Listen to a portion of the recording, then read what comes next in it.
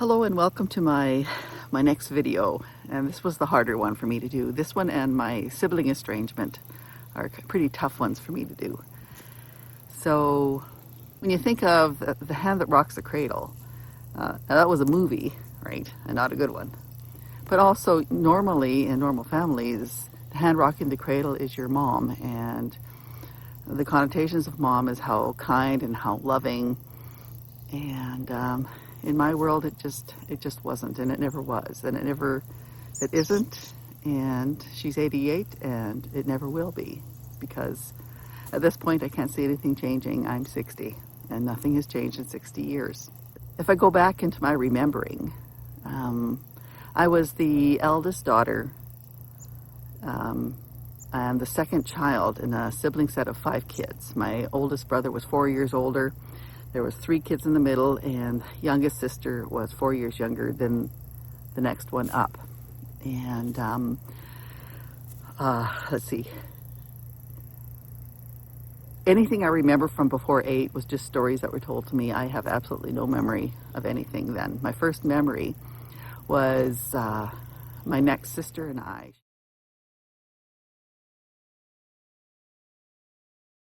She's almost 2 years younger than I. Getting off the bus, because we were rural kids, getting off the bus, and she had started grade 1, I was grade 3, so that would put me about 8. And she went to hug Mom, and I just remember feeling nauseous, feeling yuck, just I don't even know the right word with how I felt. It was just, I was repelled by her, and she was repelled by me. It was always this repelling of each other, and I'm not sure why. I have never felt loved with my parents, especially my mother. My dad was your typical farmer. He was out there. He was nice. He had a good sense of humor. Everybody loved him, and one of Mom's complaints was everybody loved him and thought that she was so not so nice. Well, that's the way it was growing up, right? The boys got to be out on the farm with Dad more. The girls, the 3 of us, were in the house with Mom more until at least our legs could reach the tractor pedals, and then we would get to work in the fields for, 5, 6, 7, 8, 9 hours a day. I started when I was 12. And let's see, all I knew is that Mom and I just did not like each other. And we lived on that farm. They moved out to the farm when they were pregnant with me.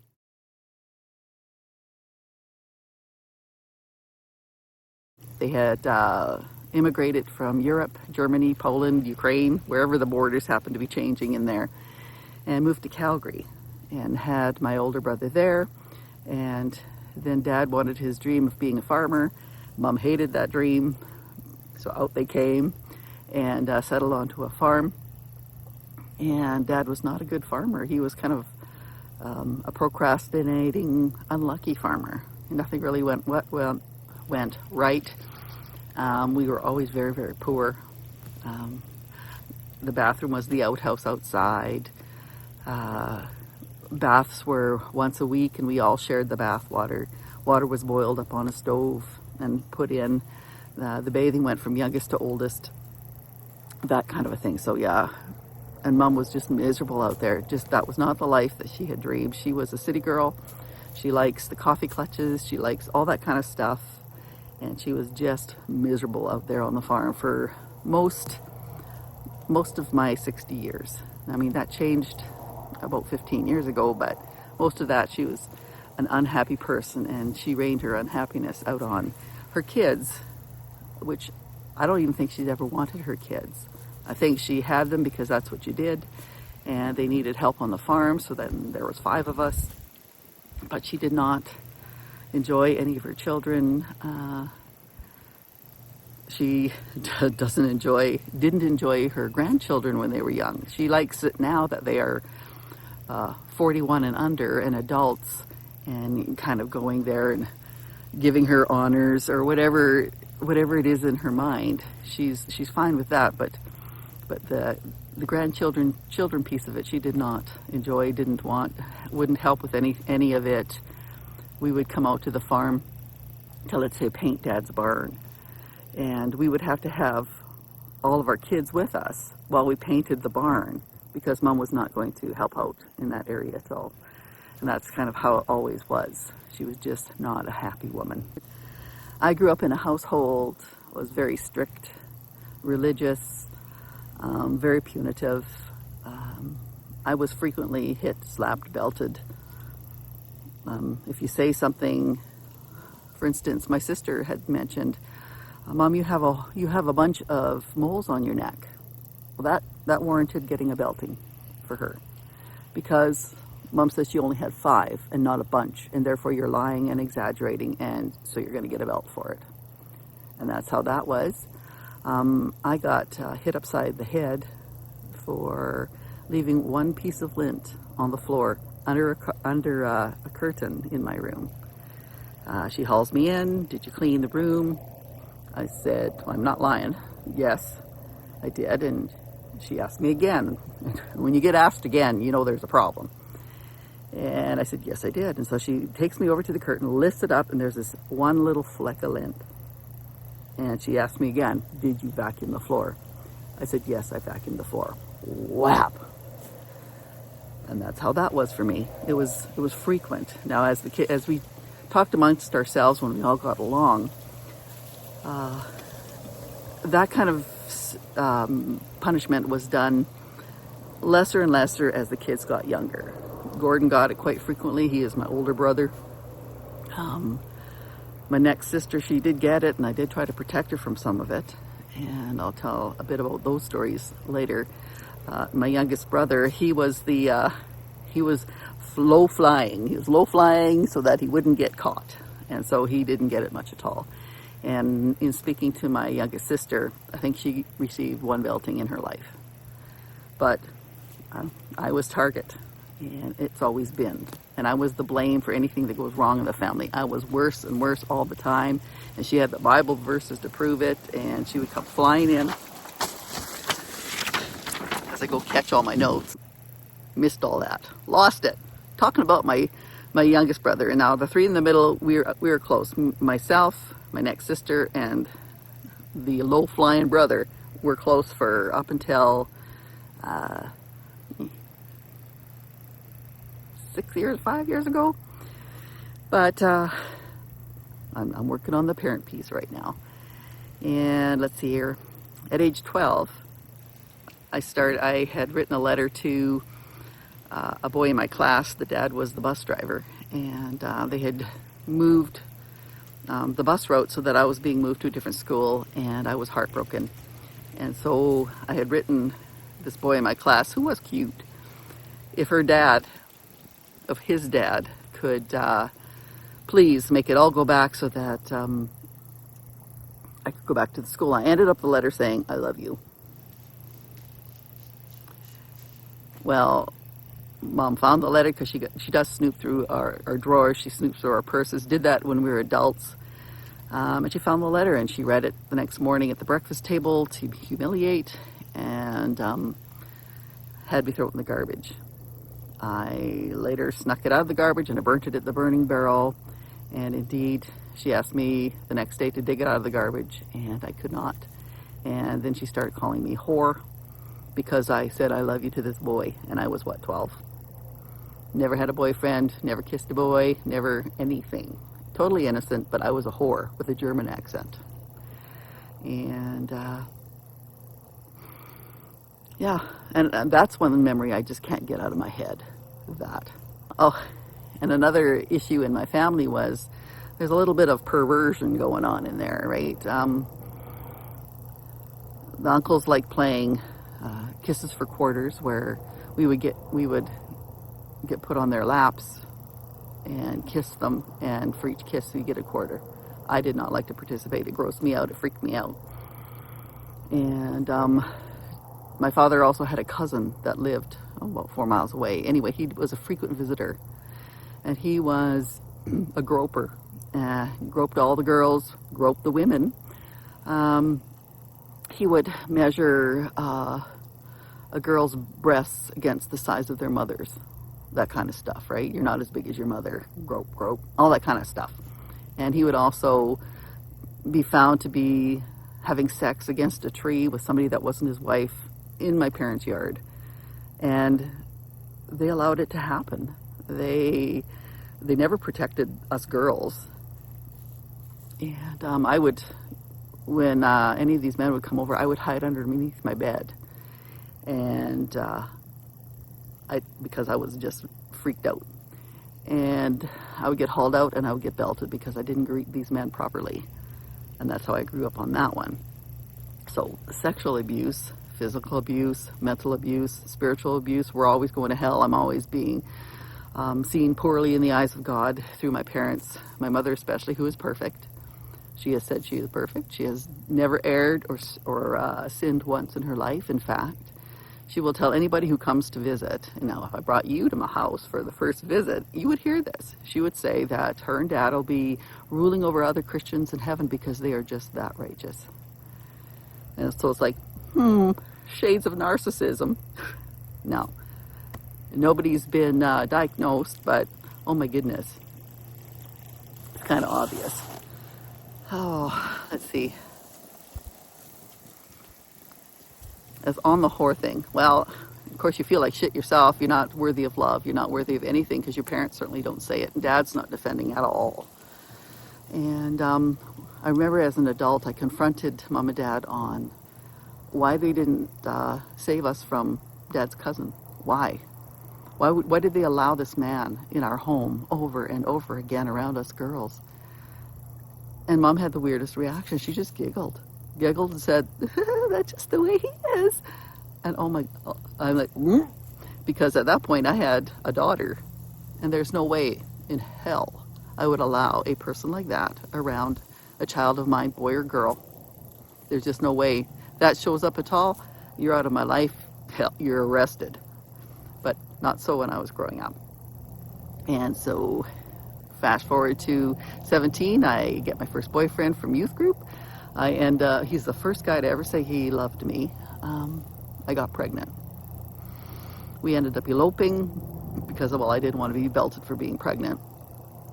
And Mom and Dad was telling me I needed to get up in front of the church to apologize to the congregation for my sins. I refused. There's no way. There's no way. I wasn't going to humiliate myself any further. Anyway, the husband was violent. And in about 5 years, 2 kids later, I did end up leaving him, divorcing him, when he wanted to give up our children for adoption. Now, my parents embraced my ex-husband and didn't lift a finger to help me either when I was married and raising these little kids, or when I was divorced. They would not lift a finger because you made your bed and now you lie in it. And so it was people like my friend Lynn.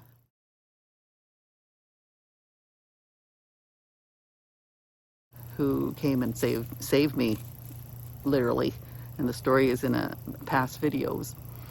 But yeah, it was like, and over time, I just didn't want to go visit. I kept it kind of minimal, short. I did the Christmases. I hosted Christmases. And sometimes my brother would do it, but it usually landed on my plate. And so, yeah, I never drove to the parents' farm to visit with them just on my own. I wouldn't, because it never went well. It was just not a loving situation. And they never made really any efforts. I had to flip sides because I'm on the ground, grounding, to stay, calmer, trying to slow myself down as I tell this long story. Now, even when I was an adult and not living at home, I was still being blamed for things that went wrong in my life. I was definitely the black sheep in the family.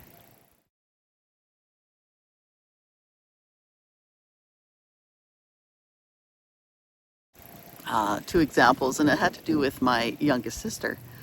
At one point, I did have her stay with us to babysit while I was now nursing, and she would look after the kids.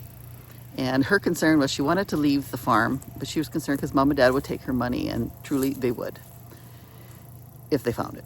And so I said, "Why don't you open yourself up a bank account, and I'll put money in there." And plus, when we didn't need her to work for us, she picked up a little job, and so she didn't want her paychecks taken by mom and dad. So I said, yeah, open up your own account. You don't have to say anything. But I was very clear. However, if they find out about it, don't lie about it.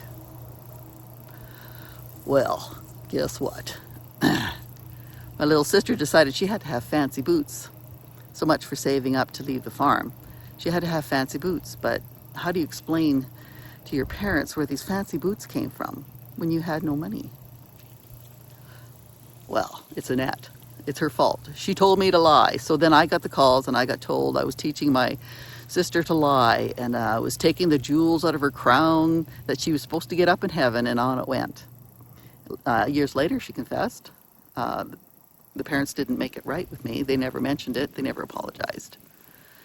Another occasion, at that point, little sister was on antipsychotic meds, and she moved herself up to Edmonton. She had a whole bunch of whatever friends, and they had convinced her to go cold turkey off of her antipsychotic meds, and just take somewhat vitamin-infused water, because that was the only problem she had.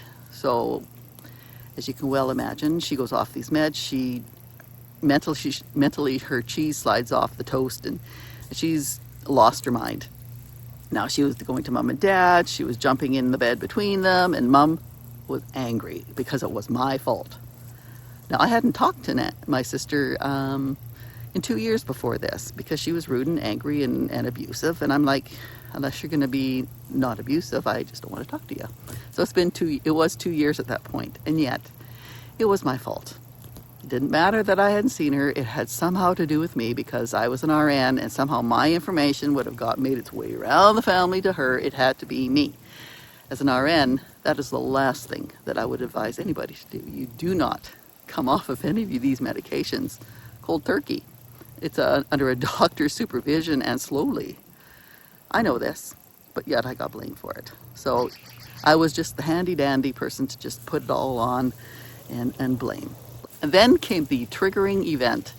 And I know it was a triggering event because my brother years later told me that I should look back 10 years from a distance and see how terrible I was to my parents. So this was my friend brother.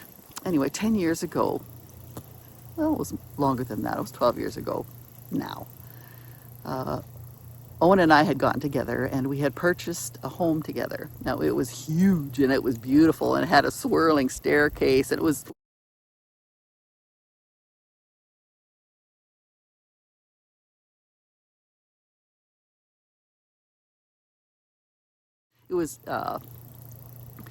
a repossession.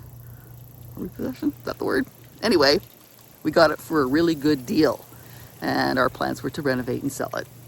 But it was just a huge kitchen, just miles long kitchen, just gorgeous place. And we bought it in August, and we were just giddy because we didn't tell anybody in the family except my eldest daughter, who was helping me through a hysterectomy. And we didn't. We were hosting this year, but we didn't tell them where to go until the last minute. We sent invitations with a change of direction, with a change of address. Told nobody about this wonderful, wonderful thing that husband and I had done, Owen and I had done. And we invited everybody we could think of to that Christmas. It was a family and friend Christmas. There were 60 people in that house.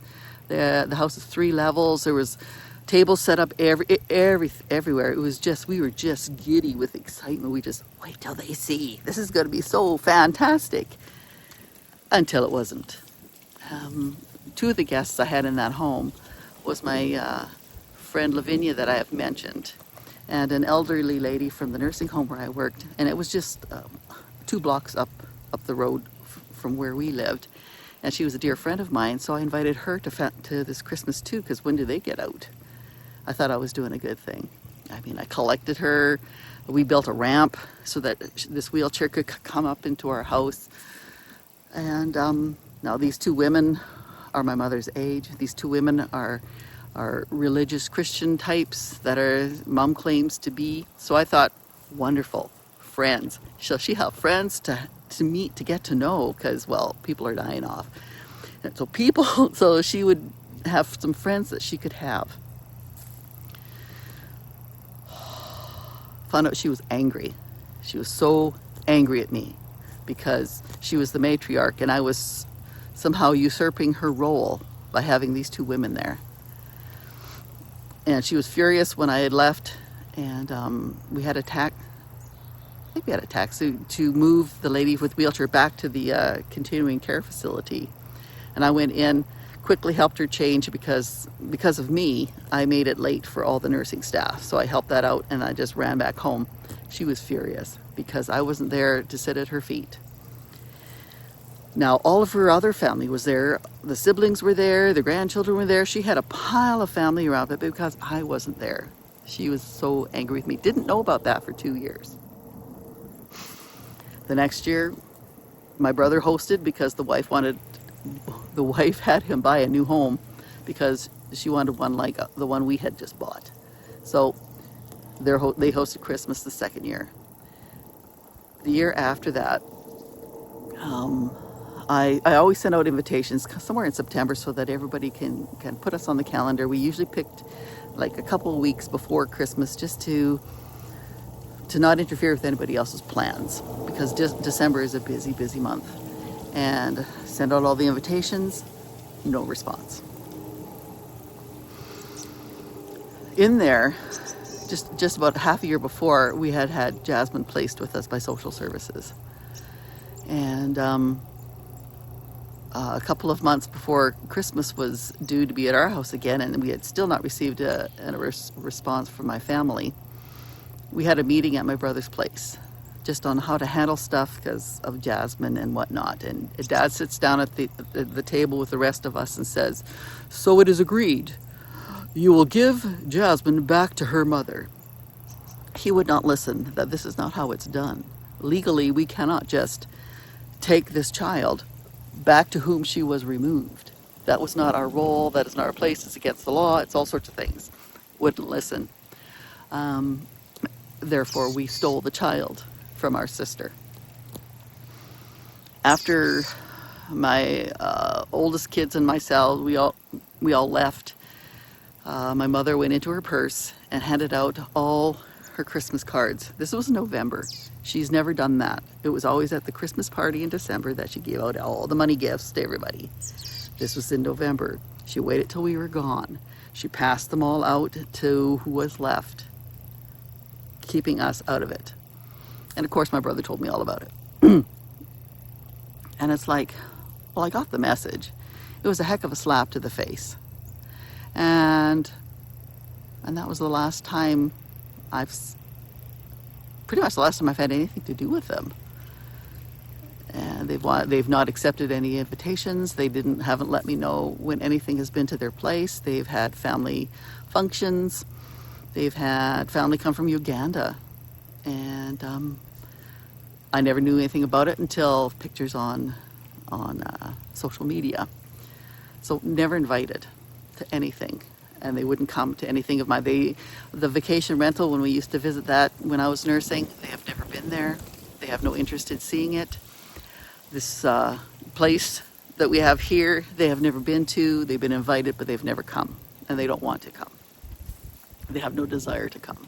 It took me, there were about 7 years of that, and it took me a long time to heal from this pain because nothing was making sense. There was no answers coming. I was sending letters and pictures to Mom and Dad of their youngest grandchild. There was no response, zero. I didn't even know if they received it until my littlest sister said, "Yeah, Mom saw it," and she was looking at the pictures.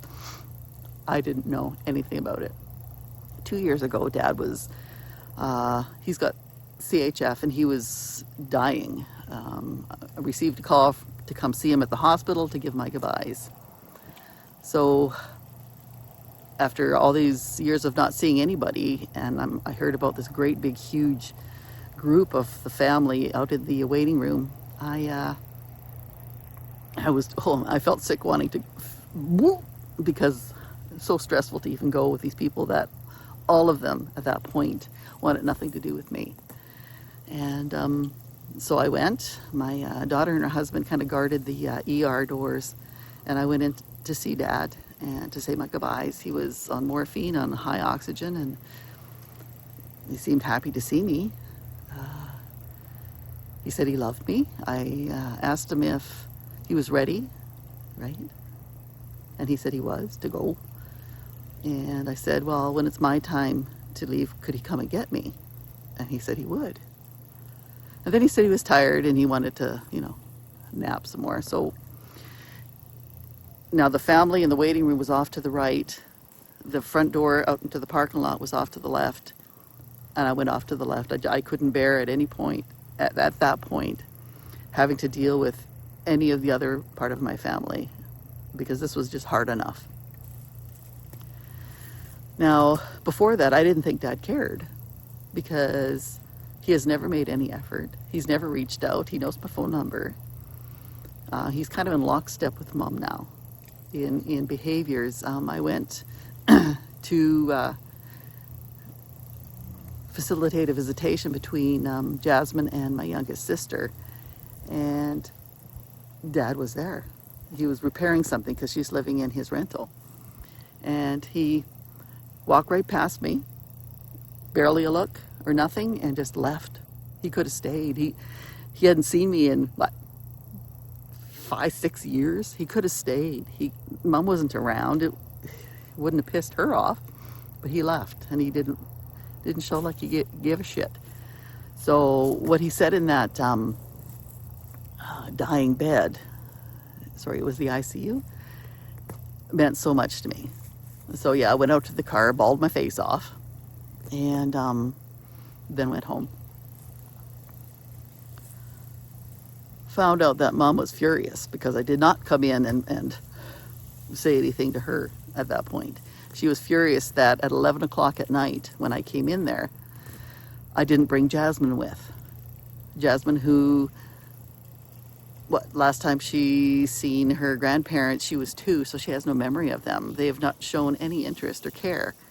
And I'm supposed to bring a 7-year-old the night before school day, to say goodbye to a man that she doesn't know, and to entertain family in the room who hasn't cared about any of us for all these years. So I decided, no, I'll just go by myself. And Jasmine can continue sleeping, because when I got the call, she was already asleep. And yeah, angry about that. And come to find out from my little brother, as soon as Dad got well and they came out of the hospital, they immediately went to their lawyers. They had me taken out of everything, out of the wills. I was agent on their personal directives, took me out of that. I was executor, took me out of that. So took me out of everything. And basically my brother said that Dad doesn't know what he was saying. He was stoned on morphine, on so much oxygen, there's no way he would have known what he was saying. So I had a good goodbye with Dad, and my brother tried to take it away, and that was very painful. And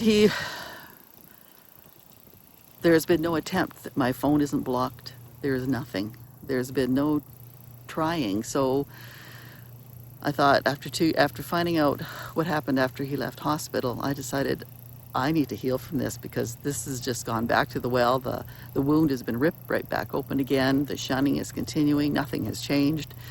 The gatherings at the farm still continue. I am still not invited. And they don't care. And so I decided to accept what they decided. What is it called? Radical acceptance? They don't want to know me. They don't want to know us. They have no desire, have shown no anything to know Jasmine at all. She's almost 10. And I need to, it took me 2 years this time to get some healing on board. Found out a few months back that a visitor came from Uganda that I get along with. She arrived at the farm. There was a gathering done. I was not invited. My daughter told me all about it, because she's a part of the group that still is invited. And I just found there wasn't even a twinge. There was nothing. And so for me, the feeling of nothing is what I call a win. It is not hatred. It is not grudge holding. It is not anything bad like that. It is a letting go. It is a accepting of what is, and to concentrate on who does love me, the family I do have. There are a few that still speak to me and are kind to me that I do keep on including. I have some wonderful, wonderful friends. My husband is the best in the world. Jasmine is fabulous. I do still have relationships with my eldest son and daughter. And I am lucky that way. I don't know what the future holds regarding my parents, but I know that Dad's on borrowed time. That CHF isn't going to heal itself. One day he won't make it to the hospital in time. And then comes the chaos after that, and I'm not sure how I'm going to handle any of it. But I thought I would get this built so that it explains in the future what I do and don't do when these events happen. I had thought about that phrase, the hand that rocks the cradle, and in my case, it was the hand that rocked the cradle. Sorry, the hand that rocked my cradle no longer reaches for me. It never did reach for me. And that's okay. I'm learning to reach for myself and reach to the ones that are reaching to me. And that's how I'm going to handle that piece. And I'm studying on this and finding that although it is taboo, it's getting better. We're allowed to talk about it more.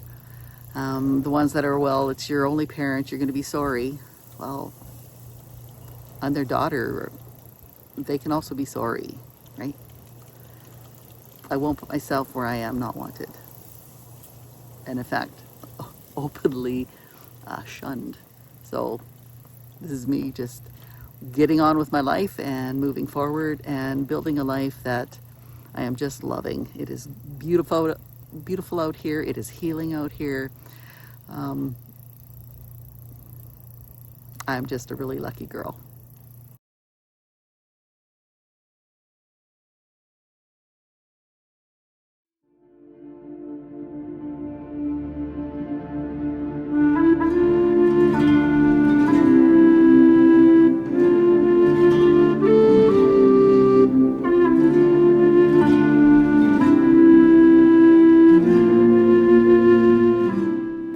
We are in the most beautiful season of the year at our place. It's the changing of the larches. The tamaracks turn this lovely golden yellow color, and it's just gorgeous. And I found an ending to these videos from, of all places, a Buddhism site.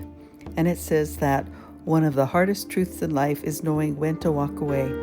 We hold on to people, relationships, and situations long after they've stopped giving us love, respect, or growth, hoping they'll change, hoping things will return to what they once were. But here's the truth. You can't revive what's already dead. You can water a flower all you want, but if its roots are gone, it will never bloom again. Staying in places that no longer nurture your soul only drains your energy, your peace, and your happiness. Walking away isn't weakness, it's wisdom.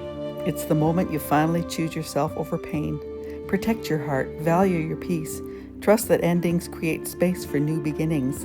Because sometimes the most loving thing you can do for yourself is to stop watering the dead flower and plant seeds where growth is still possible. I'm Annette. This is Carpe Omnia After 60. And thank you so much for joining us in this journey through estrangement. And hope to see you on our next video. If you could like and subscribe, I would just be totally thankful.